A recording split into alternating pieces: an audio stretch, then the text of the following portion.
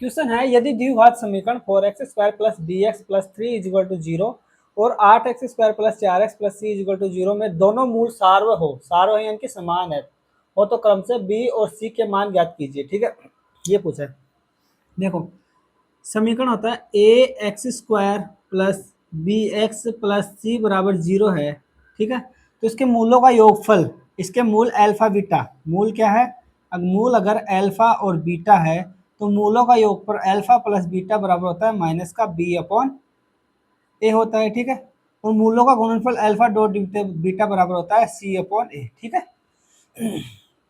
अब अपने को इक्वेशन दे रखी है इसमें।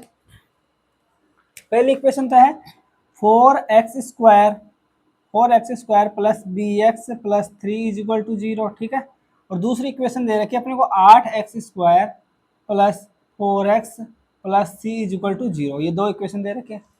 अब अपने को क्या बोल रखे हैं, दोनों मूल सार्व यानी कि दोनों मूल समान है। अगर मूल समान तो मूलों का योगफल और मूलों का गुणनफल भी बराबर होगा इन दोनों समीकरणों के लिए। ठीक है, अगर यानी कि अगर इसका मूलों का योगफल अल्फा प्लस बीटा बराबर क्या है, माइनस का b अपॉन ए, माइनस का b मतलब b ये है, तो ये आ जाएगा माइनस का b अपॉन ए बराबर होगा किसके, इसके मूलों के योगफल के। इसका मूलों का योगफल क्या होगा, a बराबर कितना है यहाँ पे, b बराबर तो b है, a बराबर कितना है 4 है, तो a बराबर 4 रख देते हैं। ठीक है, और इसमें देख लो माइनस बी अपॉन ए, माइनस का चिन्ह लग गया, बी बराबर 4 है और ए अपॉन ए यानी कि x² गुणांक यानी कि 8 है। ठीक है, यहाँ पे x² का गुणांक ही तो ए। ठीक है, यानी कि ये दोनों बराबर होंगे और इससे अपन b की वैल्यू निकाल सकते हैं। इससे b की वैल्यू कितनी आ जाएगी, माइनस के चिन्ह से माइनस का चिन्ह कैंसिल हो जाएगा। ठीक है, इसको करेंगे माइनस के चिन्ह से माइनस का चिन्ह कैंसिल हो जाएगी, ये 4 एकम 4, ये 4 दूनी 8 हो जाएगा, ये 2 से कट जाएगा, 2 दूनी 4, यानी बी की वैल्यू कितनी आ गई अपने पास, बी की वैल्यू यहाँ से इसको सोल्व करेंगे तो 2 आ गई। ठीक है, बी की वैल्यू आ गई अपने पास 2। ठीक है, और इसी प्रकार आगे बोल रहा है कि मूलों का गुणनफल, अगर मूल सार्व है तो मूलों का गुणनफल भी बराबर होगा दोनों इक्वेशन के लिए। तो मूलों का गुणनफल बराबर कितना होगा, सी अपॉन ए।